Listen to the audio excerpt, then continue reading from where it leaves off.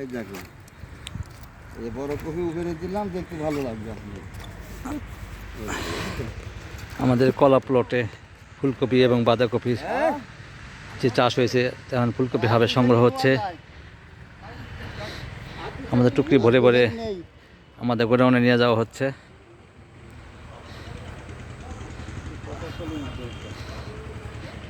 এটা আমাদের প্রথম হারভেস্ট, যদিও বৃহস্পতিবারে আজকে থেকে 4 দিন আগে 5 দিন আগে আমাদের কিছু হারভেস্ট হয়েছিল ডাটা নেওয়ার জন্য 5-7 দিন আগে। সেই হিসেবে বোঝা যায় যে কাটায় কাটায় 2.5 মাস হারভেস্ট করা যায় ফুলকপি বাঁধাকপি। মাশাআল্লাহ বেশ চমৎকার হয়েছে আল্লাহর রহমতে। ধীরে ধীরে যেগুলো বড় হয়েছে সেগুলো হারভেস্ট করা হচ্ছে। এই দুই জুড়ি আমরা গোডাউনে দিয়ে আসি।